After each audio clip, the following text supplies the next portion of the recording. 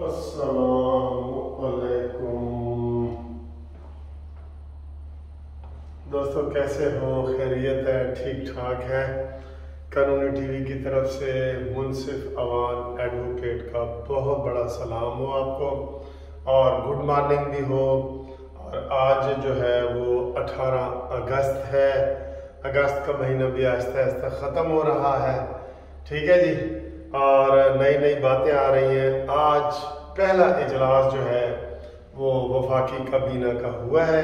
जो नई काबीना आई है निगरान, उसका पहला इजलास आया हुआ है और पहले इजलास की शह सुर्खी है कि जनाब 9 मई के वाक़यात में मुलव्वस अफराद के खिलाफ आईनी हाथों से निपटा जाएगा। उनको नहीं छोड़ा जाएगा, उनको नहीं बख्शा जाएगा। इससे आप देख लें, उस दिन भी मैंने कहा था ये इमरान खान को पहली सलामी है, नई हुकूमत की पहली सलामी है ये कि जनाब हम नहीं छोड़ेंगे बिल्कुल। और ये बात भी ये है, 9 मई का वाक़या कोई सियासी नहीं है, ये ज़हन में रख लें। मैंने पहले दिन जो सबसे पहले आपको कहा था कि इमरान खान यहाँ पे इनकलाब लाना चाहता है। मैं इनकलाब का लफ्ज़ इस्तेमाल करता हूँ तो मुझे कई दोस्त कहते हैं कि सर जी इनकलाब नहीं, बगावत का लफ्ज़ इस्तेमाल करें।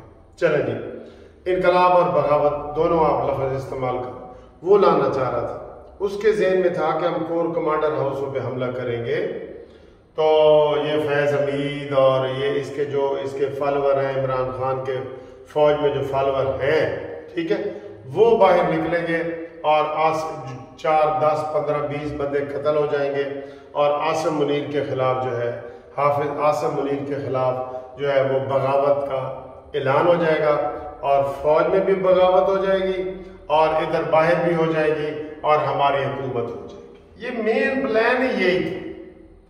आप यकीन करें, मैं अब हलफ नहीं दे सकता आपको, लेकिन यही प्लान था 9 मई का कि जनाब हम इनकलाब लाएंगे या बगावत करेंगे और वैसे तो हमें आने नहीं दे रहे ये या आ नहीं सकते, तो हम हुकूमत में आ जाएंगे ये। और उसके बाद इमरान खान ने एक एक बच्चे को पकड़ के ना जेल में डालना था, कत्ल करना था और जुल्म करने थे, वो इनकलाब में जैसे होता है। ये बिल्कुल ये ज़हन में रखे हैं, ये 100% ऐसे थे। तो जनाब पहला बयान उनका बयान आया है, अगले बयान आए हैं, 4 बयान आए हैं इकट्ठे। शहबाज शरीफ का आज शाम को इंटरव्यू लगेगा, उसमें शहबाज ने कहा है कि मेरी ये ख्वाहिश है, हमारी नून लीग की पार्टी की ख्वाहिश है कि इलेक्शन बर वक्त हो, 90 दिन के अंदर हो।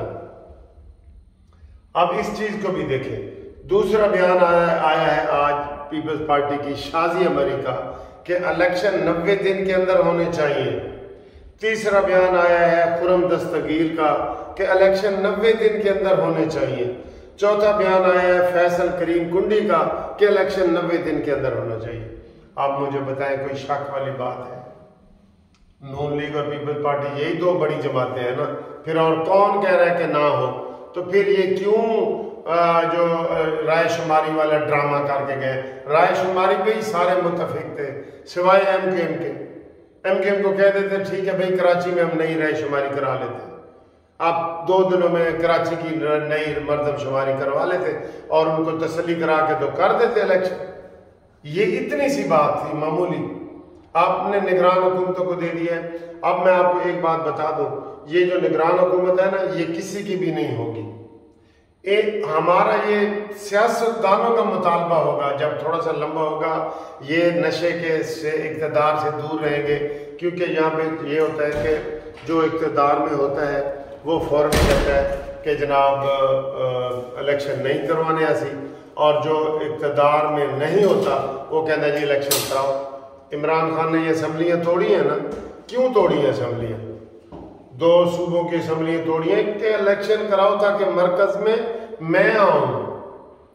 और ये जब इलेक्शन नहीं ना होंगे, कुछ दिन आप सब्र कर लें, महीने के बाद आप देखना हर तरफ से बयान आना शुरू हो जाएंगे और ये सारे एक पेज पे फिर रहे होंगे कि सच इलेक्शन कराओ।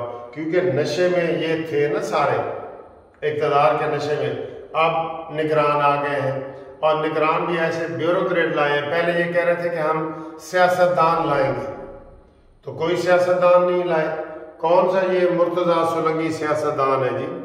ठीक है, ये जितने भी आए हैं ये सारे ऐसे ही ब्यूरोक्रेट टाइप आए हैं। ये शमशाद और जवेद जलील जिलानी और ये सारे कौन, ये सियासतदान है? नहीं है ना। तो ये जानबूझ के ब्यूरोक्रेटों की लाई गई है। कुछ तो ये कह रहे हैं कि सर जी 3 साल के लिए आप भूल जाए। ये तजर्बा करना चाहती है एस्टेब्लिशमेंट इनके साथ मिलके कि 3 साल तक ये हुकूमत चलाते हैं और हुकूमत के कर्जे उतारते हैं। ये फेल है। आज मैं देख रहा था काबीना का इजलास हुआ और ये वो नया बंदा कौन काम कर सकता है भाई? मुझे अब PIA का बना दें चेयरमैन यकदम, मैं तो समझते 6 महीने लगेंगे। कुछ चीजें होती हैं, मुझे आप वजारत प्लानिंग का बना दें, ठीक है, तो मैं वकील हूँ, मैं तो एक चीज को समझते 6 महीने लगेंगे। जैसे एक नई जबान आप सीखने जाए कहीं भी, आपको 6 महीने परेशानी होती है, चाहे आपको जहां मर्जी बिठा दिया जाए। आपको मियाँ वाली से अमेरिका ला के बिठा दिया जाए, आप 6 महीने आप परेशान होंगे, उसके बाद आहिस्ता आहिस्ता समझेंगे। ये सूरत हाल है। अब सारे कह रहे हैं इलेक्शन का ये मुतालबा बढ़ता जाएगा थोड़े दिनों तक। और उसके बाद एक चीज की मुझे समझ नहीं आई है, आप जरा रहनुमाई करें। प्राट शीट वालों ने सुप्रीम कोर्ट में पिटीशन फाइल की है कि वॉल्यूम 10 जो पनामा का केस के हवाले से था ना, वो जारी किया जाए जी। हमें हमारी फीस नहीं मिली या जो भी उन्होंने बहाने किए हैं उसमें, ये जो वॉल्यूम 10 की कहानी है ना, ये सारी वही JIT जो बनी थी वाजिद और कौन था ये जो नवाज शरीफ के खिलाफ था, उन्होंने बनाई थी। अब ये पंडोरा बॉक्स खोल रहे हैं ताकि इलेक्शन से पहले मुस्लिम लीग नून पे गंद उछाला जाए। ये मुझे बहुत बड़ी एक स्मेल आई है, पता नहीं आपको आई है कि नहीं, मुझे स्मेल आई है कि ये जो वॉल्यूम 10 खोलने की इस वक्त क्या तुक बनती है। और वो सुप्रीम कोर्ट के पास लग गई है, अताब बदियाल साहब के पास लग गई है। और ये अताब बदियाल साहब जाते जाते अपना रंग जरूर दिखाएंगे, क्योंकि इनको जो हमने तनकीदें की हैं, सारा कुछ किया है, तो ये वो सारा कुछ लोगों को बताएंगे।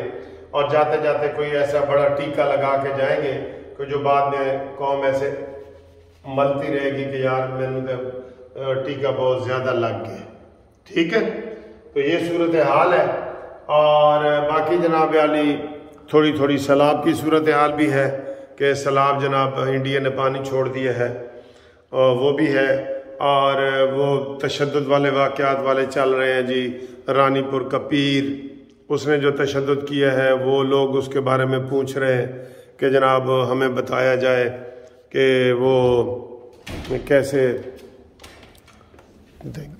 वो जी ये सारी चीज़ें हैं। ठीक है, तो ये सूरत हाल है।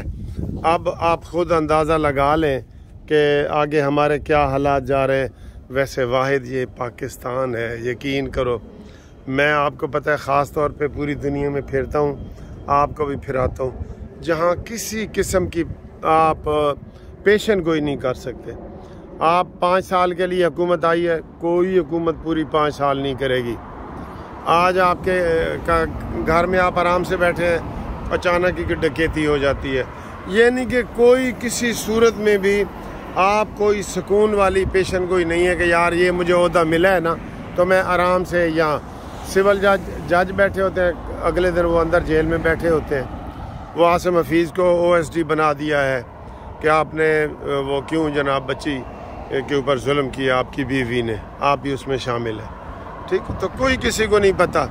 इमरान खान कल बाहर था कि मुझे कोई हाथ लगा के देखे, ईद के मार के देख, कोई मुझे हाथ लगा के देखे। तो जनाब लोगों ने हाथ क्या लगाया, अब उसे ऐसा हाथ हुआ है कि अपने जनाब उसके ऊपर गंद उछाल रहे हैं, उसके अपने लोग अपने। ठीक है, और इसके अलावा जनाब अली 18 बंदे इश्तिहारी हो गए हैं, जिसमें मुराद सईद भी शामिल है, शीदा टली भी शामिल है। तो इनका जनाब वो अब हालात इनके मज़ीद ख़राब होते जाएंगे। ठीक है, तो आराम से सियासत सर कोई भी नहीं करता। अगर यही इमरान खान आराम से सियासत करता, लोगों ने चले मौका नहीं दिया था, एस्टेब्लिशमेंट ने इसको मौका दिया, काम करता। अब ये मार्शल लॉ वाले अयूब खान आए हैं तो हम उनकी तारीफें कर रहे होते हैं ना कई दफ़ा कि उन्हें डैम बनाए ने, ये किया है, वो किया, हालांकि मार्शल लॉ था। तो ये इसी तरीके से ये सारी चीज़ें होती हैं। बाकी सर जी अल्लाह रहम करे। इंशाल्लाह अगली वीडियो में आपसे मज़ीद बात करते हैं। तो तब तक के लिए खुदा हाफिज़।